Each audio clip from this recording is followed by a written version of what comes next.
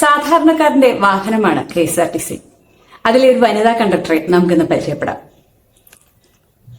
Time എങ്ങനെയാണ്? ഇപ്പൊ എന്റെ ഷെഡ്യൂൾ ടൈം 6:30 ആണെങ്കിൽ ഞാൻ ഏകദേശം ഒരു 6 മണിയോടുകൂടി 6:10 ഡിപ്പോയിൽ എത്തിച്ചേരണം. അപ്പോ അറിയാമല്ലോ, ഒരു വീട്ടമ്മയെന്ന കൂടി ആയതുകൊണ്ട് തീർച്ചയായിട്ടും കുട്ടികൾക്ക് പോകാനുള്ള കാര്യങ്ങളെല്ലാം നമ്മൾ രാവിലെ ഒരുക്കി വെച്ചിട്ട് വേണം ഈ ഒരു ടൈമിൽ നമ്മൾ അവിടേക്ക് എത്താനായിട്ട്. അപ്പൊ തീർച്ചയായിട്ടും നമ്മളൊരു 4 മണി ആ ഒരു ടൈമോടുകൂടി രാവിലെ എഴുന്നേറ്റ് നമ്മുടെ എല്ലാ കാര്യങ്ങളും ഒതുക്കി വെച്ചിട്ട് വേണം ഞാൻ ഉൾപ്പെടെയുള്ള ഓരോ വനിതാ കണ്ടക്ടറും വീട്ടിൽ നിന്ന് ഇറങ്ങാനായിട്ട്. എനിക്ക് ആദ്യത്തെ പോസ്റ്റിംഗ് എത്തിയത് വയനാട് കൽപ്പറ്റ ഡിപ്പോയിലായിരുന്നു. അപ്പോ അവിടെ നമ്മൾ ആ ഒരു ടൈമിൽ ചെന്ന സമയത്ത് നമുക്ക് ഈ ജോലിയെ കുറിച്ച് ഒന്നും അറിയത്തില്ല. അത് എങ്ങനെയാണ് എന്താണ് ഒന്നും അറിയില്ല. രാവിലെ നമ്മൾ ഡ്യൂട്ടിക്ക് ഇറങ്ങിയ സമയത്ത് നമുക്ക് വളരെ, അതായത് ജീവിതത്തിൽ ഒരിക്കലും മറക്കാനാവാത്ത കുറച്ച് ആൾക്കാരെ കണ്ടുമുട്ടി കുറെ നിമിഷങ്ങളായിരുന്നു. കാരണം നമുക്കൊട്ടും പരിചിതമില്ലാത്തൊരു സ്ഥലം, അവിടെ പുതിയൊരു ജോലി, അതും സാധാരണ ജോലികളെ പോലെയല്ല, കുറച്ച് റിസ്ക് ഉള്ള ഒരു ജോലിയാണ്. പക്ഷെ അവിടെ ചെന്നപ്പോഴെന്ന് വെച്ച് കഴിഞ്ഞാല് ഞങ്ങക്ക് ആദ്യത്തെ ദിവസം ആ ഡിപ്പോയിലെ ഓരോരുത്തരും അവരുടെ ഡ്യൂട്ടി കഴിഞ്ഞു വന്നും അല്ലാതെയും നമ്മളോടൊപ്പം ബസ്സിൽ കയറി നമുക്ക് വേണ്ട നിർദ്ദേശങ്ങൾ നൽകി. അതുകൂടാതെ ഡ്യൂട്ടി കഴിഞ്ഞ് ഞങ്ങൾ വന്നിരുന്നു കഴിഞ്ഞാല് ഈ ക്യാഷ് അടയ്ക്കോ അങ്ങനെയുള്ള കുറച്ച് കാര്യങ്ങളുണ്ട്. അപ്പം അത് അന്ന് നമുക്ക് മാനുവൽ റാക്ക് ഉപയോഗിച്ചുകൊണ്ടാണ് നമുക്ക് ആദ്യമായിട്ട് ട്രെയിനിങ് അവിടെ കിട്ടുന്നത്. അപ്പൊ ഈ ദിവസങ്ങളിൽ ഏകദേശം 12 മണി 1 മണി വരെ നമ്മളോടൊപ്പം ഇരുന്ന് ആ കൽപ്പറ്റ ഡിപ്പോയിലെ, അത് ഡ്രൈവർ ആ വിഭാഗമായാലും കണ്ടക്ടർ വിഭാഗമായാലും അവിടുത്തെ SM ഡ്യൂട്ടിയിലുള്ളവരായാലും എല്ലാവരും ചെയ്തു തന്ന ഒരു സഹായം മറക്കാൻ പറ്റില്ല. കാരണം അവർക്ക് പിറ്റേന്ന് ഡ്യൂട്ടിക്ക് വരേണ്ടവരാണ്. പക്ഷെ എന്നിട്ട് പോലും അവരോരോരുത്തരും നമ്മളോടൊപ്പം, അതായത് അവരുടെ ഒരു സഹോദരങ്ങളാണ്, അവരുടെ സ്ഥാപനത്തിലോട്ട് വന്നതാണ്, അവരല്ലാതെ വേറൊരാളും നമുക്ക് സഹായത്തിനില്ല. അല്ലെങ്കിൽ ഒരിക്കലും നമ്മള് അവിടെ, എനിക്ക് തോന്നുന്നില്ല, പിടിച്ചു നിൽക്കാൻ പറ്റത്തില്ലായിരുന്നു. കാരണം അത്രയും അവരോട് ഓരോരുത്തരോടുള്ള ഒരു കടപ്പാട് ഈ ഒരു അവസരത്തില് കാരണം ഉറപ്പാണ്. കാരണം നമുക്ക് എന്റെ കൂടെ വേറൊരു ലേഡി കണ്ടക്ടർ ഉണ്ടായിരുന്നു, സ്മിത എന്ന് പറഞ്ഞിട്ട്. ആ കുട്ടി, പിന്നെ വേറെ 2 ജെന്റ്സ് ആയിട്ടുള്ള, അങ്ങനെ ഞങ്ങൾ 4 പേർക്ക് അവിടെ നിന്നും മാനന്തവാടി ഡിപ്പോയിലും ഒരു 8 മാസത്തോളം വർക്ക് ചെയ്യാനുള്ള ഒരു ഭാഗ്യം ഉണ്ടായി. അതും എടുത്തു പറയണം കേട്ടോ. ഈ മാനന്തവാടി ഡിപ്പോ എന്ന് പറയുന്നത് എന്താ പറയുന്ന, നമ്മുടെ കേരളത്തിലെ എല്ലാ ഡിപ്പോകളിൽ നിന്നും എന്തുകൊണ്ടും മികച്ചതും വേറിട്ട് നിൽക്കുന്നതാണെന്ന് തന്നെ പറയേണ്ടി വരും. കാരണം അവിടുത്തെ ഓഫീസ് സ്റ്റാഫ്, അല്ലെങ്കിൽ പ്രത്യേകിച്ച് നമുക്ക് അവിടെ പറയേണ്ട ഒരു വ്യക്തിയാണ് സുധീർ റാം എന്ന് പറഞ്ഞിട്ട് അവിടുത്തെ സൂപ്രണ്ടായിട്ടിരിക്കുന്ന ഒരു വ്യക്തിയുണ്ട്. അപ്പൊ ഇദ്ദേഹമൊക്കെ എന്ന് പറയുന്നത് ഒരിക്കലും അവരുടെ വീട്ടിലെ ഒരു അംഗത്തെ പോലെ അല്ലാതെ നമ്മളെ കണ്ടിട്ടില്ല എന്നുള്ളത്. പോയില് ഏറ്റവും, അതായത് ഒരു സ്വീപ്പർ മുതല് അങ്ങേറ്റം ATO വരെയുള്ളവര് ഒരേ മനസ്സോടുകൂടിയാണ്. പൊതുവെ യാത്രകൾ ഇഷ്ടപ്പെടുന്ന ഒരാളാണ് ഞാന്. അപ്പം തീർച്ചയായിട്ടും എന്റെ ആ ഒരു ജോലി, അതിന്റെ പലതരത്തിലുള്ള ബുദ്ധിമുട്ടുകൾ ഉണ്ടായിട്ടുണ്ട്. എങ്കിൽ പോലും ഞങ്ങൾ അവിടെ പോയ എല്ലാ സുഹൃത്തുക്കളും ചെയ്തൊരു കാര്യം എന്ന് വെച്ചാൽ, അതിനെ നമുക്ക് സ്ട്രെസ് ഇല്ലാതെ എങ്ങനെ അതിനെ നമ്മുടെ ജീവിതത്തിന്റെ ഒരു ഭാഗമാക്കാമെന്ന് ചിന്തിച്ചൊരു കൂട്ടത്തിലായിരുന്നു ഞങ്ങളെല്ലാവരും. അപ്പോ കൽപ്പറ്റ ഡിപ്പോയിൽ നിന്ന് നമുക്ക് 4 ചുരം വഴിയുള്ള യാത്രകൾ ഉണ്ടായിരുന്നു. തൃശ്ശൂർക്ക് പോകാനുള്ള ഷെഡ്യൂളുണ്ട്, പാലക്കാട് ചുരം വഴി, നമ്മുടെ നാടുകാണി ചുരം, പിന്നീട് കുറ്റ്യാടി ചുരം, പാൽച്ചുരം, പിന്നെ നമുക്ക് മൈസൂർ ഡ്യൂട്ടി ഉണ്ടായിരുന്നു. അപ്പൊ അവിടെ എന്ന് വെച്ച് കഴിഞ്ഞാല് ഗുണ്ടൽപേട്ട് ഡ്യൂട്ടി. അപ്പൊ ഇതൊക്കെ എന്ന് പറയുന്നത് നമ്മുടെ ബന്ദിപ്പൂർ ആ മേഖലകളിലൂടെയൊക്കെയാണ്. അപ്പോ ആ കാടിനെ അടുത്തറിയാനും അതൊക്കെ ഒരു എന്താ പറയാ, ശരിക്കും നമ്മൾ ആസ്വദിച്ചിട്ടുണ്ട്. അവരോട് ചോദിച്ചു വാങ്ങിച്ചിട്ടുണ്ട്, ഞങ്ങൾക്ക് ഈ ഡ്യൂട്ടി മതി, ഞങ്ങൾ ഇതൊന്ന് പോകട്ടെ എന്ന് കരുതിയിട്ട്. ഞാൻ അങ്ങനെ ഇതെല്ലാം, പിന്നെ നമ്മുടെ സ്വന്തം താമരശ്ശേരി ചുരം, അതെന്റെ ഷെഡ്യൂള് തന്നെയായിരുന്നു. അതെ. അപ്പോ ശരിക്കും നമ്മൾ ആ താമരശ്ശേരി ചുരത്തിൽ എപ്പോഴും നമ്മൾ ആ ഒരു സീൻ ഓർക്കുന്നതാണ്. ഇങ്ങനെ പോകുമ്പോ അറിയാതെ പലപ്പോഴും നമ്മൾ ചിരിച്ചിട്ടുണ്ട് ആദ്യ സമയത്തൊക്കെ ആ ഒരു സീൻ ഉപയോഗിച്ചിട്ട് ഇങ്ങനെ. അപ്പൊ ആ ദിവസം ഒരു 4 പ്രാവശ്യോളം നമ്മൾ ആ താമരശ്ശേരി ചുരം കടന്നു പോകാറുണ്ട്. അങ്ങനെ ഈ ഡ്യൂട്ടികളെല്ലാം, പാൽച്ചുരം, അതൊക്കെ എന്ന് വെച്ച് കഴിഞ്ഞാൽ പേടിപ്പെടുത്തുന്നതായിരുന്നു വളരെ. അതായത് ഒരു ബസ് പോയി കഴിഞ്ഞാൽ ഒരു ചെറിയൊരു വാഹനത്തിന് പോലും കടന്നു വരാൻ പറ്റാത്ത രീതിയിൽ ഇങ്ങനെ ഇടിഞ്ഞു വീണൊക്കെ കിടക്കുന്നതാണ്. പിന്നെ ഞങ്ങള് അവിടുന്ന് 2021 നമ്മുടെ ഹോം ഡിപ്പോയിലേക്ക് കരുനാഗപ്പള്ളിയിലോട്ട് എത്തുന്നത്. മാളിയേക്കൽ മേൽപ്പാലം പണി നടക്കുന്ന സമയത്ത് നമ്മുടെ എല്ലാ ബസ്സുകളുടെയും റൂട്ടെന്ന് പറയുന്നത് നമ്മുടെ ഇടക്കുളങ്ങര റെയിൽവേ സ്റ്റേഷൻ വഴിയാണ്. അപ്പൊ മണിക്കൂറുകളോളം ബ്ലോക്കിലായിരിക്കും. അപ്പൊ നമ്മുടെ ഡിപ്പോയിൽ നിന്ന് ഒരുപക്ഷെ സീറ്റിംഗ് കപ്പാസിറ്റിയിൽ അധികം ആൾക്കാർ ആ ബസ്സിൽ കാണും. അപ്പൊ ഇവരെല്ലാവരും നന്നായിട്ട് തിങ്ങി നിറഞ്ഞ് ആയിരിക്കും വന്നു നിന്ന്. അപ്പൊ ഈ റെയിൽവേ ക്രോസിൽ മണിക്കൂറുകളോളം കിടക്കേണ്ട അവസ്ഥ ഉണ്ടായിട്ടുണ്ട്.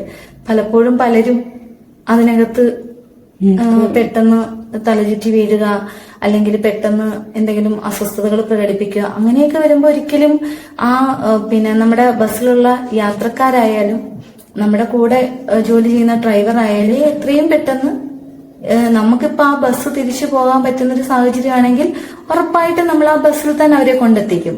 അങ്ങനെ പറ്റാത്ത സാഹചര്യമാണെങ്കിൽ വേറൊരു വാഹനത്തിൽ അവരെ എത്രയും പെട്ടെന്ന് അടുത്തുള്ള ഹോസ്പിറ്റലിൽ എത്തിക്കാനുള്ള ഒരു നീക്കം തന്നെ നമ്മൾ ചെയ്യാറുണ്ട്. അത് ഇപ്പം ഞാനെന്നല്ല, നമ്മുടെ കൂടെ ജോലി ചെയ്യുന്ന ഏതൊരു വ്യക്തിയായാലും ഒരു അപകടത്തിലും ഒരു യാത്രക്കാരനെ നമ്മുടെ ബസ്സിൽ അവിടെ ഇരുന്നു എന്ന് പറയാറില്ല. ഇപ്പം സാധാരണയായിട്ട് ഇപ്പൊ ഞാനൊരു യാത്രക്കാരിയായിട്ട് പോയ സന്ദർഭങ്ങളിൽ എനിക്ക് പലപ്പോഴും മോശമായ അനുഭവങ്ങൾ നമ്മളിപ്പം ബസ്സിൽ യാത്ര ചെയ്യുമ്പോൾ നമുക്ക് ഉണ്ടായിട്ടുമുണ്ട്. പക്ഷെ നമ്മുടെ ഒരു യൂണിഫോം ഇട്ട് നമ്മൾ ആ ഒരു ബസ്സിൽ കയറുമ്പോൾ അത് നമുക്ക് എടുത്തു പറയേണ്ടത്തെ ഒരു കാര്യം, നമ്മളെ അങ്ങനെ ഒരു രീതിയിൽ മോശമായിട്ടൊന്നും ഒരു രീതി വരാറില്ല. പക്ഷെ ഈ സീറ്റില് കൂടെ ഇരിക്കുന്ന പെൺകുട്ടികൾ അല്ലെങ്കിൽ സ്ത്രീകൾക്കൊക്കെ പല സാഹചര്യങ്ങളും ഉണ്ട്. എല്ലാ യാത്രക്കാരും ഒരുപോലെ ആകണമെന്നില്ല. അങ്ങനെ ബുദ്ധിമുട്ടുണ്ടായ സന്ദർഭങ്ങളിൽ നമ്മൾ പ്രതികരിക്കും. അവര് നമ്മളോട് പറയുകയോ അല്ലെങ്കിൽ നമ്മൾ കാണുകയോ ചെയ്തു കഴിഞ്ഞാൽ ഒന്നുകിൽ അവരെ അടുത്തുള്ള പോലീസ് സ്റ്റേഷനിലോ മറ്റോ എത്തിക്കാനുള്ള ഒരു ശ്രമം നമ്മൾ നടത്തും. ഇല്ലാന്നുണ്ടെങ്കിൽ അവർക്ക് പരാതിയൊന്നും ഇല്ല, കുഴപ്പമില്ല എന്ന് പറയുന്നൊരു സാഹചര്യമാണെങ്കിൽ നമ്മൾ പിന്നീട് യാത്ര ചെയ്യാൻ അതിനകത്ത് അനുവദിക്കാറില്ല. അവരെ അടുത്ത സ്റ്റോപ്പിലേക്ക് നമ്മൾ അങ്ങനെ, കാരണം വീണ്ടും ആ വ്യക്തിയെ അവിടെ ഇരുത്തി മറ്റുള്ളവർക്ക് ബുദ്ധിമുട്ടുണ്ടാക്കാറില്ല. പിന്നെ അവര് പറയും, പ്രത്യേകിച്ച് ഈ കുട്ടികളെയൊക്കെ ഹോസ്റ്റലിലൊക്കെ പോകുന്നൊക്കെ ആവുമ്പോൾ അവര് വന്നിട്ട് നമ്മളോട് പറയും, അതായത് നോക്കിക്കോണേ, വനിതാ കണ്ടക്ടർ ആണല്ലോ, പ്രത്യേകിച്ച് ഈ ദീർഘദൂര യാത്രകൾ പോകുമ്പോൾ ഈ അച്ഛനമ്മമാർക്കൊക്കെ ഒരു സമാധാനമാണ്, ഒരു വനിതാ കണ്ടക്ടർ ആണ് എങ്കിൽ മക്കള് സുരക്ഷിതരാണ് എന്നൊക്കെയുള്ള ഒരു ഇത് നമ്മളോട് വന്നിട്ട് പറയും, നോക്കിക്കോണേ. അപ്പൊ നമ്മുടെ മക്കള് അല്ലെങ്കിൽ നമ്മുടെ അനിയത്തി ആ ഒരു കൺസെപ്റ്റ് തന്നെയാണ് നമുക്ക് എപ്പോഴും ഉണ്ടാകാറുള്ളത്. ഇപ്പം ഒരു 6 മാസമായിട്ടില്ല. അപ്പൊ എന്റെ ഈ ഷെഡ്യൂൾ എന്ന് പറയുന്നത് ഞാൻ പറഞ്ഞല്ലോ, പുത്തൂര് വഴി കൊട്ടാരക്കരയാണ് കരുനാഗപ്പള്ളിയിൽ നിന്നും. അപ്പം ഇതിനിടയ്ക്ക് ഒരു ദിവസം എനിക്ക് ഈ ഒരു ട്രിവാൻഡ്രം ഡ്യൂട്ടി പോകേണ്ടതായിട്ട് വന്നിട്ടുണ്ടായിരുന്നു. അപ്പൊ അങ്ങനെ ആ ഒരു പോയ ദിവസം ഫസ്റ്റ് ട്രിപ്പ് ഞങ്ങൾ പോയി ഇവിടുന്ന് ട്രിവാൻഡ്രം എത്തി, തിരിച്ച് ഞങ്ങൾ കരുനാഗപ്പള്ളിയിലേക്ക് എത്തി. പിന്നീട് നമ്മൾ സെക്കൻഡ് ട്രിപ്പ് കരുനാഗപ്പള്ളിയിൽ നിന്ന് എടുക്കുന്ന ഒരു ടൈം ഒരു 12:15 ടൈമിലാണ് നമ്മൾ ഇവിടുന്ന് എടുത്തത്. അപ്പൊ ഈ ടൈമില് നമുക്ക് പാസഞ്ചേഴ്സ് എല്ലാം സീറ്റിംഗ് കപ്പാസിറ്റിയിലുള്ളവരായിരുന്നു. കൂടുതൽ ടിക്കറ്റും നമുക്ക് ട്രിവാൻഡ്രം ടിക്കറ്റാണ്. അപ്പം യാത്രക്കാരൊക്കെ ആ ഒരു ഉച്ച മയക്കത്തില് നല്ല ഇതായിട്ട് അവരിങ്ങനെ ഇരിക്കുകയാണ് എല്ലാവരും. പിന്നെ ആൾക്കാർ കയറി ഇറങ്ങിയൊക്കെ ചെയ്ത് അങ്ങനെ നമ്മള് കഴക്കൂട്ട എത്തിയ സമയത്ത് കുറെ പാസഞ്ചേഴ്സ് ഇറങ്ങിക്കഴിഞ്ഞ് ഈ ബസ് നമ്മൾ എടുത്ത് നമ്മൾ ആ ഒരു ഉള്ളൂരൊക്കെ എത്താറായ ഒരു സന്ദർഭത്തിലാണ് ഞാൻ ശ്രദ്ധിക്കുന്നത് നമ്മുടെ സീറ്റിലായിട്ടൊരു പാസ്പോർട്ട് കിടക്കുന്നു. എന്നിട്ട് നമുക്ക് അത് എടുത്തു നോക്കിയപ്പോ അതിനകത്ത് വേറെ കോണ്ടാക്ട് ചെയ്യാനുള്ള ഒരു മാർഗം ആ പാസ്പോർട്ടിലില്ല. അപ്പം മനസ്സിലിങ്ങനെ തോന്നി, തീർച്ചയായിട്ടും ഇത് എയർപോർട്ട് പോയ ഒരാളുടെയാണ്, കഴക്കൂട്ടത്ത് ആ വ്യക്തി ഇറങ്ങിയിട്ടുണ്ട്, പക്ഷെ ഇന്ന് ആ ഫ്ലൈറ്റ് ആയിരിക്കും, അല്ലെങ്കിൽ ഒരിക്കലും അത്. അപ്പൊ നമുക്ക് പെട്ടെന്ന് എന്ത് ചെയ്യണമെന്നൊന്നൊരു ആ ഒരു കുറച്ച് നിമിഷത്തേക്ക് എന്ത് ചെയ്യണമെന്നൊന്നും ഇതായി. അങ്ങനെ നമ്മൾ അതിനകത്ത് ആകെ ഒരു കോണ്ടാക്ട് നമുക്ക് ചെയ്യാൻ പറ്റുന്ന വെച്ചാൽ അഡ്രസ്സ് മാത്രമായിരുന്നു. അപ്പം അഡ്രസ്സ് നോക്കിയപ്പോ അതായത് ചവറയാണ് അഡ്രസ്സില്. അപ്പം എന്റെ നാടാണ് ചവറ. അപ്പൊ പെട്ടെന്ന് ഈ ചവറയെ അത് കണ്ടു കഴിഞ്ഞപ്പോ ഞാൻ എന്റെ കുറച്ച് ഫ്രണ്ട്സിനെ കോണ്ടാക്ട് ചെയ്തു. പിന്നെ മാക്സിമം അതായത് നമുക്ക് ഏതൊക്കെ ഗ്രൂപ്പുകളിൽ ഷെയർ ചെയ്യാൻ പറ്റുമോ അങ്ങനെ എല്ലാ ഗ്രൂപ്പുകളിലും ഷെയർ ചെയ്തു. അവസാനം നമ്മുടെ ഒരു ഡ്രൈവറായിട്ട് അവിടെ ചവറയിൽ തന്നെയുള്ള റിജിമോൻ എന്ന് പറഞ്ഞിട്ടൊരു സാറുണ്ടായിരുന്നു. സാർ അന്ന് ഡ്യൂട്ടിയിലാണ്.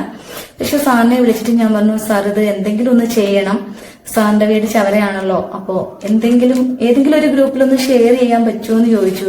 അങ്ങനെ സാറ് അവിടെ കോണ്ടാക്ട് ചെയ്തു ഒരു 10 മിനിറ്റിൽ, അതായത് 10 മിനിറ്റ് എന്ന് പറയാൻ പറ്റില്ല, ഞാൻ ഇവിടുന്ന് കഴക്കൂട്ടുന്നു ട്രിവാൻഡ്രം അവിടെ എത്തി, ഡിപ്പോയിൽ എത്തിക്കഴിഞ്ഞ് അവിടെ ഞാൻ ഈ പാസ്പോർട്ട് ഇങ്ങനെ കിട്ടിയിട്ടുണ്ട്, എന്ത് ചെയ്യുമെന്ന് ഞങ്ങളിങ്ങനെ ചിന്തിച്ചുകൊണ്ടിരിക്കുന്ന സമയത്താണ് ഒരു കോള് വരുന്നുണ്ട്. ഇതേപോലെ ആളെ ഐഡന്റിഫൈ ചെയ്തിട്ടുണ്ട്. നമ്മൾ ഈ വിളിച്ചു പറഞ്ഞ് അതിന്റെ വീട്ടിൽ തിരക്കി ചെന്നിട്ട് വീട്ടുകാര് ഈ ആളെ കോണ്ടാക്ട് ചെയ്യുമ്പോഴാണ് ആ വ്യക്തി പാസ്പോർട്ട് പോയെന്നറിയുന്നത്. അതായിരുന്നൊരു സാഹചര്യം. അപ്പൊ പിന്നെ ഉടനെ തന്നെ നമുക്കിത് ആൾക്ക് കൈമാറണമല്ലോ. അപ്പം ഏറ്റവും ബെറ്റർ ആയിട്ടുള്ള ഒരു ഓപ്ഷൻ ഏതെങ്കിലും ഒരു പോലീസ് സ്റ്റേഷനിൽ വെച്ചിട്ട് കൈമാറുന്നതായിരിക്കും എന്ന് തോന്നി. അപ്പൊ നമ്മുടെ അവിടെയുള്ള മേലുദ്യോഗസ്ഥന്മാരും പറഞ്ഞു ഇത് പാസ്പോർട്ടാണ്, അതുകൊണ്ട് നമ്മളത് കൃത്യമായ രീതിയിൽ തന്നെ വേണം അത് കൈമാറാനെന്നുള്ളത്. അങ്ങനെ ഞങ്ങള് തിരിച്ച് ഏകദേശം ഒരു 97ഓളം പാസഞ്ചേഴ്സ് ആ ടൈമിൽ ബസ്സിലുണ്ട്. അപ്പോ കഴക്കൂട്ടം ബസ് സ്റ്റോപ്പിൽ ആളെ ഇറക്കി, അവിടുന്ന് ആള് കയറി ഞങ്ങള് കഴക്കൂട്ടം പോലീസ് സ്റ്റേഷന്റെ മുന്നിൽ കൊണ്ടുവന്ന് ബസ് നിർത്തിയാ ചെയ്തത്. അപ്പോഴേക്കും അവിടെ നിന്നുള്ള ഉദ്യോഗസ്ഥന്മാർ പെട്ടെന്ന് ഒരു ബസ് കൊണ്ടുവന്ന് ഇത്രയും ആളുമായിട്ട് നിർത്തി, എന്താ പ്രശ്നമെന്ന് അറിയാൻ വേണ്ടിയിട്ട് നമ്മുടെ പോലീസിന്റെ പെട്ടെന്ന് തന്നെ അവര് വന്നു. അപ്പൊ നമ്മളിങ്ങനെയാണ് കാര്യമെന്ന് പറഞ്ഞു. മറ്റേ ആ പയ്യനെ കോണ്ടാക്ട് ചെയ്തിട്ടുണ്ടായിരുന്നു ഞാൻ. അപ്പൊ ഈ സത്യത്തിൽ നമ്മുടെ ഒരു അനിയനെന്ന് പെട്ടെന്ന് നമുക്ക് തോന്നിപ്പോയി, കാരണം അയാളുടെ ഒരു ഭാവിയല്ലേ എന്നുള്ള ഒരു തോന്നലാ പെട്ടെന്നുണ്ടായത്. അങ്ങനെ അവിടെ ചെന്നു, ആളും അവിടെ എത്തി. അങ്ങനെ ഞങ്ങൾ ആ പോലീസ് സ്റ്റേഷനിൽ വെച്ചിട്ട് ആ പാസ്പോർട്ട് കൈമാറി. അന്ന് രാത്രി 11 മണിയുടെ ഫ്ലൈറ്റിൽ സിംഗപ്പൂർക്ക് പോകേണ്ട ആളായിരുന്നു. അപ്പൊ അതൊരു സന്തോഷമായിരുന്നു. അപ്പോ ആ പയ്യന്റെ വീട്ടുകാരായാലും ആ പയ്യന്റെ ഒരു സന്തോഷമൊക്കെ കണ്ടപ്പോ പിന്നെ എടുത്തു പറയേണ്ട ഒരു കാര്യം, ഈ 97ഓളം പേര് ആ ബസ്സിൽ ഇങ്ങനെ തിങ്ങി നിറഞ്ഞു നിൽക്കുവാണ് ആ ഒരു ടൈമില്. കൂടുതലും ഓഫീസ് വിട്ട് വന്ന ഉദ്യോഗസ്ഥരായിട്ടുള്ള ആൾക്കാരും സാധാരണക്കാരും എല്ലാം.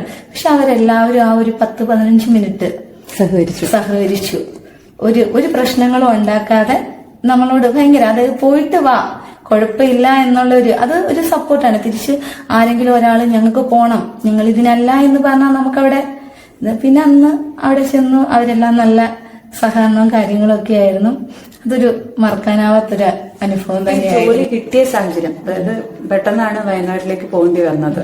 അപ്പൊ ആ സമയത്ത് കുട്ടികളെ മാനേജ് ചെയ്തത്, ഫാമിലി ലൈഫ് എങ്ങനെ മാനേജ് ചെയ്തത്? നമുക്ക് അപ്പോയിന്റ്മെന്റ് ഓർഡറായിട്ട് കിട്ടുന്നത് 20-ാം തീയതി ആയിരുന്നു. നമ്മളവിടെ ജോയിൻ ചെയ്യേണ്ട ഡേറ്റ് 22-ാം തീയതി. അപ്പോ ആ ഒരു സാഹചര്യത്തെ കുറിച്ച് ചിന്തിക്കാൻ, അതായത് ഒരു ദിവസത്തെ ഒരു ഗ്യാപ്പ് മാത്രമാണ് നമുക്ക് കിട്ടുന്നത്. ആ സമയത്ത് ഇളയ കുട്ടിക്ക് 3.25 വയസ്സാണുള്ളത്. അപ്പോ നമുക്ക് ഒരുപാട്, അതായത് ജോലിക്ക് പോകണോ വേണ്ടയോ എന്നൊക്കെ ചിന്തിച്ച ഒരുപാട് നിമിഷങ്ങളിലൂടെ കടന്നുപോയത്. അപ്പോ ആ സമയത്ത് ഇവിടെ ഹസ്ബൻഡ് ഇവിടെ ഇല്ല, അദ്ദേഹം സൗദി അറേബ്യയിൽ ഒരു ഷോപ്പ് നടത്തുകയാണ്. അപ്പോ പിന്നെ ഇവിടെ ഞാനും കുട്ടികളും മാത്രമാണ് വീട്ടിലുള്ളത്. അപ്പോ ഹസ്ബൻഡിന്റെ അച്ഛനും അമ്മയും ഇവിടെ തൊട്ടടുത്ത് തന്നെയാണ് താമസം. ചേട്ടത്തിമാരും നാത്തൂനും ഇവരെല്ലാരും ഉണ്ട്. അപ്പൊ ഇവരെല്ലാരും നമുക്ക് ഒരു സപ്പോർട്ടായിരുന്നു ആ സമയത്ത്. അവര് പറഞ്ഞൊരു കാര്യം, കുഴപ്പമില്ല കുഞ്ഞുങ്ങളെ ഞങ്ങൾ നോക്കോളാം, ഒരു ജോലിയല്ലേ എന്നുവെച്ചാൽ ഒരു ഗവൺമെന്റ് ജോലി എന്ന് പറയുന്നത്, പ്രത്യേകിച്ച് PSCക്ക് പഠിച്ചുകൊണ്ടിരിക്കുന്നവർക്ക് അതിന്റെ ഒരു ബുദ്ധിമുട്ട് അറിയത്തുള്ളൂ. നമ്മളൊരു ലിസ്റ്റിൽ വന്ന് നമുക്ക് ആ ഒരു ജോലി എന്നൊരു സ്വപ്നം നമ്മളിങ്ങനെ, അത് ഏത് ജോലി ആയിക്കോട്ടെ, നമുക്കൊരു PSC വഴിയൊരു ജോലി എന്നുള്ളത് ഏതൊരാളുടെ ഒരു സ്വപ്നമാണ്. അപ്പോൾ നമ്മളന്ന് ചിന്തിച്ചൊരു കാര്യം എന്ന് പറയുന്നത്, ഏത് സാഹചര്യത്തെയും നേരിട്ടുകൊണ്ട് ആ ജോലിക്ക് പോകാം എന്നൊരു തീരുമാനമായിരുന്നു. അങ്ങനെ കുട്ടികളെ ഇവിടെ ഏൽപ്പിച്ചു. അപ്പൊ ആ സമയത്ത് ഒരാള് ഈ വയനാടെന്ന് പറയുന്ന സ്ഥലത്തേക്ക് പോകാൻ അറിയില്ല. ഇപ്പോ എവിടെ പോകാൻ പറഞ്ഞാലും ഞാൻ പോവും. പക്ഷെ അന്ന് നമുക്കൊരു ട്രെയിനിൽ കയറാനായാലും കുറച്ചു ദൂരം ബസ്സിൽ യാത്ര ചെയ്യാനൊക്കെ പേടിയുള്ള ഒരു ടൈമല്ലേ ആ ഒരു ടൈം. അപ്പൊ ആ കൂടെ വരാൻ ആരുമില്ല. ഇപ്പം എന്നാണെങ്കിലും വെളിയിലാണ്, വേറെ ആരും നമുക്ക് ഇവിടുന്ന് കൂടെ വരാനില്ല. പിന്നെ ആ സമയത്ത് അമ്മയുടെ അനുജത്തി കുഞ്ഞമ്മ പറഞ്ഞു കുഴപ്പമില്ല ഞാൻ വന്നോളാം. അപ്പൊ ആള് അവിടെ ആ സമയത്ത് ഡെപ്യൂട്ടി തഹസിൽദാരായിട്ട് വർക്ക് ചെയ്യായിരുന്നു. ആള് ലീവ് എടുത്തു. അങ്ങനെ കുഞ്ഞമ്മയും ഞാനും കൂടി 21-ാം തീയതി രാത്രിയിൽ ഞങ്ങള് ബസ് ബുക്ക് ചെയ്ത് 22-ാം തീയതി രാവിലെ അവിടെ ചെന്നിറങ്ങി. അവിടെ ജസ്റ്റ് നമുക്ക് എവിടെ സ്ഥലമൊന്നും അറിയില്ല, ഡയറക്റ്റ് ഞങ്ങൾ ഡിപ്പോയിലേക്ക് ചെന്നു. അപ്പൊ ഞാൻ പറഞ്ഞല്ലോ, അവിടെ ചെന്ന് കഴിഞ്ഞപ്പോഴത്തേക്ക് അവരെല്ലാം ഭയങ്കര സഹകരണമായിരുന്നു. അവിടെ വെച്ച് തന്നെ നമുക്ക് ഫ്രഷ് ആവാനുള്ള സൗകര്യമൊക്കെ അവർ തന്നു. അവിടെ ആ ഒരു ഡിപ്പോയിൽ ചെന്ന് ജോയിൻ ചെയ്യുമായിരുന്നു 10 മണി ആയപ്പോൾ. പക്ഷെ രാത്രിയിൽ ഉറങ്ങാൻ പറ്റുന്നുണ്ടായിരുന്നില്ല, ഈ മക്കളുടെ കാര്യങ്ങൾ ആലോചിച്ച്. അങ്ങനെ ഏകദേശം ഒരാഴ്ചയോളം മാനസിക സംഘർഷം തന്നെയായിരുന്നു. പിന്നെ അതിനെയൊക്കെ തരണം ചെയ്തു. ഡ്യൂട്ടിക്കിടയിൽ അവിടെ പിന്നെ പറഞ്ഞല്ലോ, അവിടെ അവര് ചെയ്തതെന്ന് വെച്ച് കഴിഞ്ഞാൽ നമുക്ക് മാക്സിമം ഹെൽപ്പായിരുന്നു. നമുക്ക് ഡ്യൂട്ടികൾ തന്നു, മറ്റുള്ളവര് ലീവ് എടുത്തു പോലും നമുക്ക് നാട്ടിലേക്ക് പോരാൻ വേണ്ടിയിട്ട് അവര് നമുക്ക് ഡ്യൂട്ടികൾ തന്നു. അപ്പം നമ്മളങ്ങനെ ഡ്യൂട്ടി എടുത്ത് ഒരാഴ്ചത്തേക്ക് ലീവിന് നാട്ടിലേക്ക് വന്ന് മക്കളുടെ കൂടെയൊക്കെ ചെലവഴിച്ച് പിന്നെ ആ ഒരു 2 വർഷത്തോളം ആ ഒരു സാഹചര്യമായിട്ട് മുന്നോട്ട് അവസാനം അവിടുത്തെ ഷോപ്പും മറ്റും ഒരു ഫ്രണ്ടിനെ ഏൽപ്പിച്ചിട്ട് 6 മാസത്തെ അവധിക്ക് വേണ്ടിയിട്ട് അദ്ദേഹം നാട്ടിലോട്ട് വരികയാണ് ചെയ്തത്. പിന്നെ ആ ഒരു 6 മാസം നമുക്കൊരു സമാധാനമായിരുന്നു. കാരണം ഞാനില്ലെങ്കിലും കുട്ടികളെ നോക്കാൻ വേണ്ടിയിട്ട് ഒരാള് ഉണ്ടെന്നുള്ളത്. പക്ഷെ അത് നമുക്ക് ഒരുപാട് ജീവിതത്തിൽ ബുദ്ധിമുട്ടുകൾ ഉണ്ടാക്കി. അതിനുശേഷം കൊറോണ കാര്യങ്ങള്, പിന്നെ ഈ 2 വർഷത്തില് ഒരിക്കൽ പോലും നമുക്ക് നാട്ടിലോട്ട് മാറ്റം കിട്ടിയില്ല.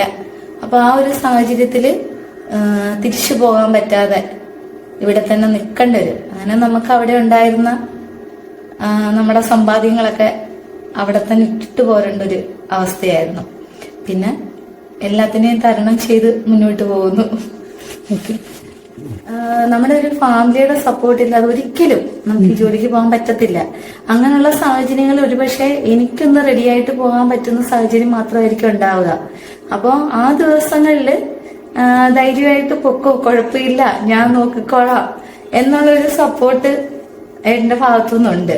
അതുകൂടാതെ അവിടെ തൊട്ടടുത്ത് തന്നെ അച്ഛനും അമ്മയൊക്കെ ഉള്ളത്, നാത്തൂനും ചേട്ടത്തിമാരും എല്ലാരും ഉണ്ട്. അല്ലെങ്കിൽ ഒരു നേരത്തെ ഫുഡ് അവര് കൊണ്ടുവന്നങ്ങ് കൊടുക്കും, അവർക്കുള്ള ചോറും കാര്യങ്ങളും ഒക്കെ. അതുകൊണ്ട് അങ്ങനെ ഇതുവരെ ഒരു ബുദ്ധിമുട്ട് എനിക്ക് ഉണ്ടായിട്ടില്ല. പക്ഷെ എല്ലാവർക്കും ആ ഒരു സാഹചര്യം ആവണമെന്നില്ല. ഇതിപ്പോ എല്ലാവരും നമ്മളൊരു കൂട്ടുകുടുംബം പോലെ അടുത്തടുത്തുള്ളത് കൊണ്ട് മാത്രം കിട്ടുന്നൊരു സൗകര്യമാണ്. തിരിച്ച് അല്ലാന്നുണ്ടെങ്കിൽ ഈ ഒരു ഡ്യൂട്ടി ടൈമിൽ നമ്മളവിടെ എത്തിയിരിക്കണം. നമുക്ക് എത്ര വയ്യാങ്കിലും നമുക്കവിടെ ചെന്നേ പറ്റത്തുള്ളൂ. ഹാപ്പിയാണ്. ജോലിയെ സംബന്ധിച്ചിടത്തോളം നമുക്കിപ്പോ കിട്ടുന്നത് ഏതായാലും, അല്ലെങ്കിൽ നമ്മൾ ഏത് ജോലിയാണോ ചെയ്യുന്നത് അതിൽ നമ്മൾ ആത്മാർത്ഥമായി ചെയ്യുക എന്നതാണ് ഇപ്പൊ നമ്മൾ ചെയ്യുന്നൊരു കാര്യം തന്നെ. മാക്സിമം നമ്മൾ ആ ഒരു സംതൃപ്തമായി, എല്ലാം കൊണ്ട് സംതൃപ്തമൊന്നും നമുക്ക് പറയാൻ പറ്റില്ല. പക്ഷെ എന്നാൽ പോലും നമ്മൾ ഓരോരുത്തരും ചെയ്യുന്ന ജോലിയിൽ സംതൃപ്തി കണ്ടെത്തുന്നുണ്ട്. പിന്നെ KSRTCയിൽ വരുന്ന പല പല വാർത്തകൾ അറിയാമല്ലോ. നമ്മുടെ സാലറി ഉൾപ്പെടെയുള്ള പ്രശ്നങ്ങൾ KSRTCയിൽ നിലവിലുണ്ട്. അപ്പോൾ അതൊക്കെ മാറും എന്നൊരു പോസിറ്റീവായിട്ടുള്ള ഒരു തിങ്കിങ് കൊണ്ടു നടക്കുന്നുണ്ട്. നമ്മളൊക്കെ തന്നെ ആയാലും എന്താ പറയാ, സാലറി എല്ലാവരും കൃത്യമായ മാസങ്ങളിൽ വാങ്ങി അവരവരുടെ വീട്ടുകാര്യങ്ങൾ നോക്കുമ്പോൾ പൊതുവേ ഉള്ള സർക്കാർ ജോലികളെ അപേക്ഷിച്ച് നോക്കിക്കഴിഞ്ഞാൽ ഏറ്റവും കുറവ് സാലറി വാങ്ങുന്നവരാണ് ഞങ്ങള്. അപ്പോ ആ ഒരു ചെറിയ സാലറി എങ്കിലും നമുക്ക് കൃത്യമായി കിട്ടണം എന്നൊരു ആഗ്രഹവും നമുക്കുണ്ട്. അപ്പോ എന്താ പറയാ, ഇപ്പൊ ഒരാളോട് നമുക്കിപ്പം എത്ര പ്രാവശ്യം വായ്പ ചോദിക്കാൻ പറ്റും? അല്ലെങ്കിൽ ഇപ്പൊ നമ്മൾ ഈ കടം വാങ്ങുന്ന പൈസ എന്ന് കൊടുക്കാൻ പറ്റും എന്നൊക്കെയുള്ള ഒരു സാഹചര്യം എന്ന് പറയുമ്പോൾ നമുക്ക് അങ്ങേയറ്റം ബുദ്ധിമുട്ടുണ്ടാക്കുന്നുണ്ട്. അപ്പൊ പലപ്പോഴും നമുക്ക് വിഷമം തോന്നാറുണ്ട്. നമ്മളെ എത്ര സന്തോഷം എന്ന് പറഞ്ഞാലും, അല്ലെങ്കിൽ നമ്മൾ ചെയ്യുന്ന ജോലി എന്ന് പറഞ്ഞാലും, നമ്മൾ കഷ്ടപ്പെടുന്ന ആ ഒരിനുള്ള പ്രതിഫലം അത് കൃത്യമായ രീതിയിൽ കിട്ടാത്തതിൻ്റെ ഒരു തൃപ്തിയില്ലായ്മ എല്ലാവരിലും ഉണ്ട്. ഈ ഒരു ജോലിയിലാണ് നമ്മുടെ ഒരു അഭയമെന്ന് പറയാം. അത് നമ്മൾ പറ്റുന്നിടം വരെ ആത്മാർത്ഥമായി ആ ജോലിയിൽ തുടരും. പിന്നെ മക്കളുടെ ഭാവി, അവരുടെ വിദ്യാഭ്യാസം, അതൊക്കെ നല്ല രീതിയിൽ കൊടുത്തുകൊണ്ട് മുന്നോട്ട് പോണം ജീവിതം. ഇപ്പോ എന്തുകൊണ്ടും നമ്മള് സന്തോഷകരമായ ഒരു ജീവിതം തന്നെ നയിക്കുന്നുണ്ട്. പിന്നെ എന്താ പറയാ, നമ്മൾ സ്വയം അത് എത്ര ചെറുതായാലും വലുതായാലും നമുക്ക് സ്വന്തമായിട്ടൊരു വരുമാനം, ആ വരുമാനത്തിൽ നിന്ന് നമുക്ക് നമ്മുടെ കുട്ടികൾക്ക് വേണ്ടിയിട്ട് എന്തെങ്കിലും ചെയ്യാൻ പറ്റുന്നു, മറ്റൊരാളെ ആശ്രയിക്കാതെ നമുക്ക് നമ്മുടെ സ്വന്തം കാര്യങ്ങൾക്ക് വേണ്ടിയിട്ട് 1 രൂപയെങ്കിലും 1 രൂപ എടുക്കാൻ പറ്റുന്നത് ഒരു അഭിമാനമായിട്ട് തന്നെ കാണുന്നുണ്ട്.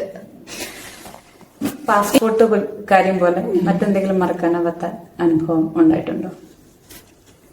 ഈ പാസ്പോർട്ടിന്റെ ഇഷ്യൂസ് പറഞ്ഞ് ഒരു 4 ദിവസം കഴിഞ്ഞപ്പോഴാണ് ഇതേപോലെ എന്റെ ബസ്സില് ഒരു പേഴ്സ് ഉപേക്ഷിക്കപ്പെട്ട നിലയിൽ കണ്ടു. അപ്പോൾ ഞാനതെടുത്ത് നോക്കിയപ്പോൾ അതിനകത്ത് ഒരമ്മയുടെ ഈ കശുവണ്ടി ഫാക്ടറി ജോലി ചെയ്തിരുന്നിട്ട് അവിടുന്ന് പെൻഷനായതിന്റെ രേഖകള്, ബാങ്കിന്റെ പാസ്ബുക്കുകള്, ആധാർ, വോട്ടേഴ്സ് ഐ ഡി, അങ്ങനെയുള്ള എല്ലാ, അതായത് ഒരു ജീവിതത്തിൽ ഒരു മനുഷ്യന് എന്തൊക്കെ ഐഡന്റിഫിക്കേഷൻ ആയിട്ടുള്ള ഇതുണ്ടോ, രേഖകളുണ്ടോ, അത് മൊത്തം ആ ഒരു ബാഗിനകത്തുണ്ട്. അപ്പോൾ അഡ്രസ് ഇങ്ങനെ നോക്കിയപ്പോ നമ്മുടെ വീടിന് കുറച്ച് ദൂരെ ഹൈവേ സൈഡിലുള്ള ഒരു സ്ഥലമായിട്ട് തന്നെ വബാക്കാവ് എന്ന് പറഞ്ഞൊരു സ്ഥലത്തിന് ഏകദേശം അടുത്തുള്ള ഒരു അഡ്രസ് ഒക്കെയാണ് കണ്ടത്. അങ്ങനെ നമ്മൾ എന്തെങ്കിലും ഒരു കോണ്ടാക്ട് നമ്പർ ഉണ്ടോ എന്ന് നോക്കിക്കഴിഞ്ഞപ്പോൾ ബാങ്കിന്റെ പാസ്ബുക്കിനകത്ത് ഫോൺ നമ്പർ ഉണ്ട്. അത് ഡയൽ ചെയ്തപ്പോഴാണ് അറിയുന്നത് അതിനകത്ത് 9 നമ്പരേ ഉള്ളൂ. അപ്പൊ നമുക്ക് കോണ്ടാക്ട് ചെയ്യാനായിട്ട് ഒരു മാർഗവും ഇല്ലല്ലോ. അവസാനം നോക്കി വന്നപ്പോഴാണ് അതിനകത്തൊരു സ്റ്റുഡിയോയുടെ കുറച്ച് പാസ്പോർട്ട് സൈസ് ഫോട്ടോസ് വെച്ചിട്ട് ആ ഒരു സ്റ്റുഡിയോയുടെ കവർ. അങ്ങനെ അദ്ദേഹത്തിന് ഞാൻ ഡ്യൂട്ടിയും കഴിഞ്ഞ് രാത്രി വീട്ടിൽ വന്നതിന് ശേഷം ആ സ്റ്റുഡിയോയിലുള്ള അദ്ദേഹത്തിനെ കോണ്ടാക്ട് ചെയ്തു. അദ്ദേഹത്തിന്റെ വാട്സപ്പ് നമ്പറിലേക്ക് ഈ അമ്മയുടെ ഫോട്ടോസ് അയച്ചു കൊടുത്തു. അന്നേരം സതിയമ്മ എന്നാണ് ആ അമ്മയുടെ പേര്. അത് പറയാനുള്ള കാര്യം എന്ന് വെച്ചാൽ പിന്നീട് തുടർച്ചയായിട്ട് എന്നെ വിളിച്ചുകൊണ്ടിരിക്കുമായിരുന്നു. മോൾക്ക് സുഖമാണോ, മോളെ കാണണോ എന്നൊക്കെ പറഞ്ഞിട്ട്, എനിക്കൊരു ദിവസം ഒന്ന് കാണണോ എന്നൊക്കെ പറഞ്ഞിട്ട് ഭയങ്കര സന്തോഷത്തോടെ പിന്നീട് വിളിച്ചിട്ടുണ്ട് എന്നെ. അങ്ങനെ ആ സ്റ്റുഡിയോയിൽ അദ്ദേഹം പറഞ്ഞു, 2 ദിവസമായി ആ അമ്മയുടെ കയ്യിൽ നിന്ന് ഇത് മിസ്സായിട്ട്, ഇതേപോലെ കരഞ്ഞ് ഭയങ്കര ഇത് പ്രശ്നമായിട്ട് ഇങ്ങനെ അവിടെയൊക്കെ നോക്കുന്ന കണ്ടിട്ടുണ്ടായിരുന്നു. പിറ്റേ ദിവസം അത് ആ സ്റ്റുഡിയോയിൽ എങ്ങനെയെങ്കിലും ഒന്ന് ഏൽപ്പിക്കാൻ പറ്റുമെങ്കിൽ ഏൽപ്പിക്കുന്നു പറഞ്ഞു. പക്ഷെ എനിക്ക് തൊട്ടടുത്ത ദിവസം ഡ്യൂട്ടി ആയിരുന്നു. അപ്പോ ഹസ്ബൻഡ് പറഞ്ഞു കുഴപ്പമില്ല, ഞാനത് കൊണ്ടുപോയി കൊടുത്തോളാന്ന് പറഞ്ഞിട്ട് ഏട്ടൻ ആ രേഖകൾ അടങ്ങിയ കവറുമായിട്ട് ഈ സ്റ്റുഡിയോയിൽ എത്തുകയും ആ സമയത്ത് അവിടെ ഓട്ടോ സ്റ്റാൻഡിലുണ്ടായിരുന്ന ചേട്ടന്മാര്, അതായത് അവർക്കൊക്കെ ഭയങ്കര സന്തോഷമായിട്ട് ഭയങ്കരമായിട്ട്, നമ്മൾ ഈ സാധാരണക്കാരായിട്ടുള്ള ആൾക്കാരുടെ സ്നേഹം അത് അറിയാമല്ലോ, അവർ എക്സ്പ്രസ് ചെയ്യുന്ന ഒരു രീതി എങ്ങനെയാണെന്നുള്ളത്. ഇവര് ഏട്ടന്റെ കൂടെ ആ ഓട്ടോ ഒക്കെ അവിടെ ഇട്ടിട്ട് കൂടെ, വീട് കുറച്ച് ഉള്ളോട്ടുള്ളതാണ്, അപ്പൊ ആ വീട്ടിലേക്ക് ഇവരെല്ലാം ഒരു ഗ്രാമം മുഴുവനും പിന്നാലെ എന്ന് പറയുന്ന രീതിയിലായിരുന്നു. അപ്പം ഏട്ടന്റെ കൂടെ ആ വീട്ടിലെത്തി. അപ്പൊ ഈ അമ്മ ഇങ്ങനെ എവിടെയൊക്കെയോ തിരക്കി നടക്കുവാണ്. അപ്പൊ കരുനാഗപ്പള്ളി പോലീസ് സ്റ്റേഷനിൽ ഇത് പരാതിയായിട്ട് കൊടുത്തിട്ടുണ്ട്, കേസ് ഓൾറെഡി കൊടുത്തു കഴിഞ്ഞതാണ്, ഇതിങ്ങനെ പോയിട്ടുണ്ടെന്ന് പറഞ്ഞിട്ട്. അങ്ങനെ വീട്ടിലോട്ട് ചെന്നപ്പോ ആ അമ്മ അവിടെ ഉണ്ടായിരുന്നില്ല. അങ്ങനെ ഏട്ടൻ ആ അമ്മയുടെ മോളെ ഇത് ഏൽപ്പിച്ചു. അങ്ങനെ നാട്ടുകാരെല്ലാം ഒരു വമ്പൻ സ്വീകരണമൊക്കെ കൊടുത്തിട്ടായിട്ടത് എന്ന് വെച്ചാൽ അത്രയ്ക്കും ആ അമ്മയ്ക്കങ്ങ് ഒരു വിഷമം പോലായിപ്പോയി. ഇത് യഥാർത്ഥത്തിൽ നമ്മുടെ ബസ്സിലല്ല അത് പോയത്. ആ അമ്മ ഹൈവേ സൈഡിലുള്ള ഏതോ ബസ്സിൽ പോയപ്പോ ആരോ ഈ പേഴ്സ് മോഷ്ടിച്ചെടുത്തതാണ്. എടുത്തതിന് ശേഷം പിന്നീട് അയാൾ കയറിയ ബസ് എന്റെ ബസ്സായിരുന്നു, അവിടെ അത് ഉപേക്ഷിച്ചിട്ട് പോയതാ. അന്നേരം ആ അമ്മ പറഞ്ഞു, ഞാൻ ആ കൊട്ടാരക്കര സൈഡിലോട്ടൊന്നും പോയിട്ടേ ഇല്ല മോളെ, ഞാൻ പോയത് കായംകുളം ബസ്സിൽ കയറിയിട്ടാണ് എന്ന് പറഞ്ഞു. എന്നിട്ട് പിന്നൊരു എന്നോട് പറഞ്ഞിട്ട് എന്റെ നമ്പരൊക്കെ വാങ്ങി. അത് കഴിഞ്ഞിട്ട് ഡ്യൂട്ടിക്കിടയിൽ എന്നെ വിളിച്ചു. അപ്പൊ ഞാൻ പറഞ്ഞു, അമ്മയെ ഞാൻ തിരിച്ചു വന്നിട്ട് വിളിച്ചോളാന്ന് പറഞ്ഞു. പിന്നീട് അന്നത്തെ ദിവസം ഒരു 3-4 പ്രാവശ്യം വിളിച്ച് എന്നിട്ട് എനിക്കൊന്ന് കാണണമെന്നൊക്കെ പറഞ്ഞു. അതൊക്കെ നമുക്കൊരു ഭയങ്കര സന്തോഷം നൽകുന്നൊരു സന്ദർഭമായിരുന്നു. അതുപോലെ പിന്നെ നമുക്ക് മറക്കാനാവാത്ത അല്ലെങ്കിൽ ഒരു സങ്കടം ഉണ്ടായ ഒരു അനുഭവം എന്ന് പറയുന്നത്, ഇതേപോലെ നമ്മൾ കരുനാഗപ്പള്ളിയിൽ നിന്ന് പുത്തൂർ വഴി നമ്മൾ ഡ്യൂട്ടി പോകുന്ന സമയത്ത് ഒരു കാല് നഷ്ടപ്പെട്ട ഒരു പയ്യനും കുറച്ച് കൂട്ടുകാരും കൂടി സ്റ്റോപ്പ് ആയിരുന്നില്ല അത്. പക്ഷെ അവരങ്ങനെ കൈ കാണിക്കുന്ന സമയത്ത് ഡ്രൈവർ പെട്ടെന്ന് തന്നെ അവിടെ ബസ് നിർത്തി ഇവരെ നമ്മൾ ബസ്സിനുള്ളിലേക്ക് കയറ്റുകയായിരുന്നു.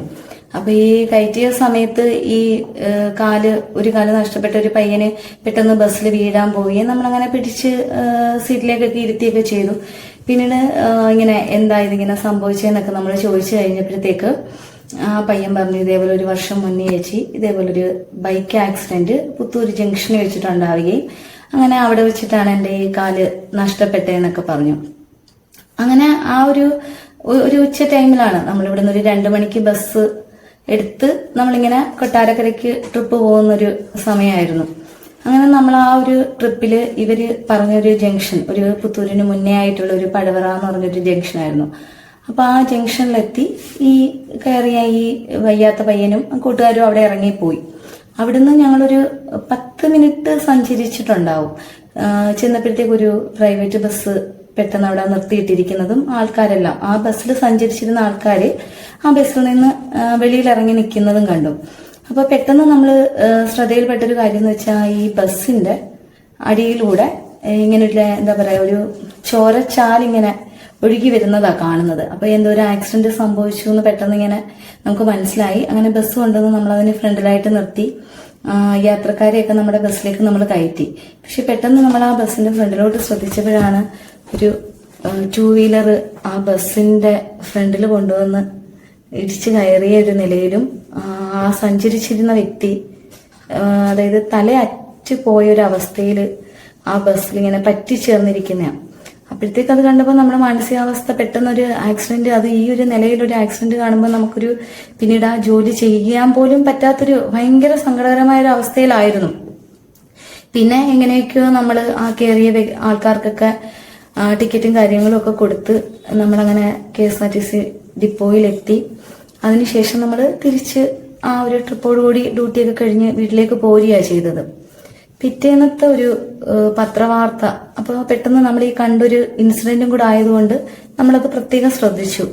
അപ്പോൾ ആ സമയത്ത് ആ പത്രത്തിൽ എഴുതിയിരുന്ന ഒരു കാര്യം എന്ന് പറയുന്നത് 1 വർഷം മുന്നേ ഈ പുത്തൂരെന്ന് പറയുന്ന സ്ഥലത്ത് വെച്ചുള്ള ആക്സിഡന്റിൽ ഈ മരിച്ചുപോയ പയ്യന്റെ ചേട്ടനും ആക്സിഡന്റ് പറ്റിയിട്ട് ഒരു കാല് നഷ്ടപ്പെട്ടതാണെന്ന്. അപ്പൊ പെട്ടെന്ന് ഒരു വല്ലാത്തൊരു 3-4 ദിവസത്തേക്ക് എനിക്കൊരു വല്ലാത്തൊരു വിഷമവും കാര്യങ്ങളും, ഇനി ആ പയ്യന്റെ തന്നെ അനിയനാണോ എന്നൊക്കെയുള്ള ഒരുപാട് ചിന്തകളായിരുന്നു. ഇനി ആ പയ്യനെ കാണാൻ പറ്റുമോ അങ്ങനെയൊക്കെ അങ്ങനെ ചിന്തിച്ചു. അങ്ങനെ ഒരു 2 ആഴ്ചയ്ക്ക് ശേഷം ഇതേപോലെ ഞാൻ കൊട്ടാരക്കരയിൽ നിന്ന് കരുനാഗപ്പള്ളിക്ക് വരുന്ന ഒരു ട്രിപ്പിൽ രാവിലെ ഒരു 9 മണി കഴിഞ്ഞൊരു ടൈമാണ്. ആ പഴവറ എന്ന് പറയുന്ന ഒരു ജംഗ്ഷനിൽ നിന്ന് ഈ ഒരു കാല നഷ്ടപ്പെട്ട ഒരു പയ്യന് ബസ്സിലേക്ക് കയറി വരികയാണ് ചെയ്തത്. അപ്പോൾ വന്നിരുന്ന സമയത്ത് നമുക്ക് ആ ഒരു എന്ത് ചോദിക്കണം എങ്ങനെയാണെന്നൊന്നും എനിക്ക് അറിയില്ലായിരുന്നു. പക്ഷെ എന്നാൽ ഞാൻ ചോദിച്ചു, മോനെ ഇത് എന്ത് പറ്റിയതായിരുന്നു എന്ന് ചോദിച്ചു. അന്നേരം പറഞ്ഞു, ചേച്ചി ഇന്ന പോലെ എനിക്ക് ഇതൊരു ആക്സിഡന്റ് പറ്റിയതാണെന്ന്. അപ്പൊ ഞാൻ ചോദിച്ചു ഇതേപോലെ അന്ന് ആ സംഭവം ഉണ്ടായ ആരാ? അപ്പൊ പെട്ടെന്ന് ആ പയ്യനെ കരഞ്ഞിട്ട് പറഞ്ഞു അതെന്റെ അനുജനാ ചേച്ചി എന്ന് പറഞ്ഞു. നമുക്കത് ഭയങ്കരമായിട്ടത് എന്ന് വെച്ച് കഴിഞ്ഞാൽ തീരെ നമുക്കത് അങ്ങോട്ട് ഉൾക്കൊള്ളാൻ പറ്റാത്തൊരു സിറ്റുവേഷൻ ആയിരുന്നു. ആ പയ്യൻ അന്നേരം വീട് പുലർത്താനായിട്ട് ഇനി വേറെ മാർഗമൊന്നും ഇല്ല. ഈ പയ്യൻ ഈ ഒരു അവസ്ഥയിലായപ്പോ ആ അനുജനായിരുന്നു കുടുംബവും കാര്യങ്ങളും ഒക്കെ നോക്കിയിരുന്നത്. ഇപ്പൊ അനുജൻ പോയി കഴിഞ്ഞപ്പോ ഒരു ലോട്ടറി പോലെ എന്തോ സ്ഥാപനത്തിലോ മറ്റോ ആയിട്ട് ജോലിക്കായിട്ട് കയറിയത്. അതേ നമ്മൾ ഈ KSRTC ബസ്സിൽ യാത്ര ചെയ്യുന്നത് കൊണ്ട് നമുക്കറിയാം ഇപ്പോഴത്തെ ആ ഒരു യുവതലമുറ യഥാർത്ഥത്തിൽ നമ്മുടെ അനിയന്മാരായിട്ടേ നമ്മളിവരെ കാണുന്നുള്ളൂ. പക്ഷെ അവരെന്ന് പറയുന്നത് ഈ ബസ്സിനെ ക്രോസ് ചെയ്യുന്ന സമയങ്ങളിൽ റോഡിലൂടെ സഞ്ചരിക്കുന്ന ആ ഒരു ടൈമിലൊക്കെ അവരൊരു ഒരു മത്സര മനോഭാവത്തോടുകൂടിയാ ഈ ബൈക്കും കാര്യങ്ങളൊക്കെ ഓടിക്കുന്നത്. അപ്പൊ പലപ്പോഴും ഒരു ദിവസം പോലും നമ്മൾ ഈ റോഡില് ആൾക്കൂട്ടം കണ്ടു നോക്കുമ്പോൾ ഈ പ്രത്യേകിച്ച് ഈ യുവാക്കളാണ് കൂടുതലായിട്ട് ആക്സിഡന്റ് പറ്റി റോഡിൽ കിടക്കുന്നത്. അപ്പൊ ഇപ്പോഴത്തെ രീതിയിലുള്ള പലതരത്തിലുള്ള സ്പീഡാണ്. അപ്പൊ അതൊക്കെ ഒന്ന് നിയന്ത്രിച്ച്, കാരണം ആ ഒരു പയ്യന് എന്നിട്ട് ആ ഒരു പയ്യൻ പറഞ്ഞൊരു കാര്യം എന്ന് പറയുന്നത്, അന്ന് ഞാൻ ശ്രദ്ധിച്ചില്ല, ഇപ്പൊ എന്റെ അനിയനും ആ ഒരു വേഗത അല്ലെങ്കിൽ ആ ഒരു വണ്ടി ഓടിക്കുന്ന കാര്യത്തിൽ ശ്രദ്ധ ഉണ്ടായില്ലെന്നാ പറഞ്ഞു. എന്നിട്ട് ആ പയ്യൻ ആ ഒരു സ്റ്റോപ്പിൽ നിന്ന് കയറി ഞങ്ങൾ തമ്മിലിങ്ങനെ കുറെ കാര്യങ്ങളൊക്കെ സംസാരിച്ചു. ആ ഇറങ്ങുന്ന ടൈമിലും കാണാൻ ചേച്ചി ഇനി ഒന്നും തിരിച്ചു കിട്ടില്ലല്ലോ എന്ന് പറഞ്ഞിട്ട് നമുക്ക് ആ ഇറങ്ങിപ്പോയൊരു നിമിഷത്തെ കുറിച്ച് നമുക്ക് ചിന്തിക്കുമ്പം നമുക്ക് നഷ്ടപ്പെടുന്നൊന്നും പിന്നെ തിരിച്ചു കിട്ടത്തില്ല. പക്ഷെ അന്നേരം അവര് ആ ഒരു തിരിച്ചറിയുന്നില്ല എന്നുള്ളതാണ്. അപ്പൊ എന്ത് കാരണം കൊണ്ടായാലും ഏത് രീതിയിൽ കൊണ്ടായാലും നമ്മൾ റോഡിലോട്ടൊക്കെ ഇറങ്ങുമ്പം കുറച്ചും കൂടെ, കാരണം ദിവസവും ഈ ഒരു രീതിയിൽ യാത്ര ചെയ്യുന്നവരായതുകൊണ്ടാണ് നമുക്ക് അറിയാൻ പറ്റുന്നുണ്ട്. ദിവസവും കാണുന്ന ഈ അപകടങ്ങൾ കാണുമ്പോൾ അറിയാവുന്നവരായാലും അല്ലാത്തവരായാലും ജീവനുകളല്ലേ.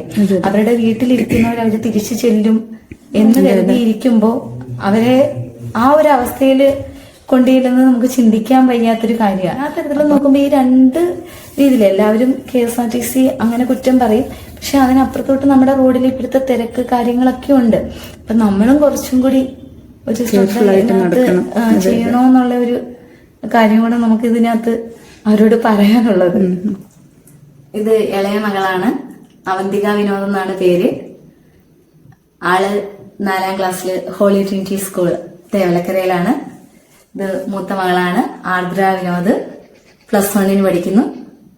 തഴവ ഗേൾസിലാണ് പഠിക്കുന്നത്. ഹസ്ബൻഡ് വിനോദ് കുമാർ, അദ്ദേഹം ഒരു പ്രവാസിയാണ്. ഇപ്പോ ബിസിനസ്സും കാര്യങ്ങളൊക്കെ ആയിട്ട് ഞങ്ങൾ മുന്നോട്ട് പോകുന്നു.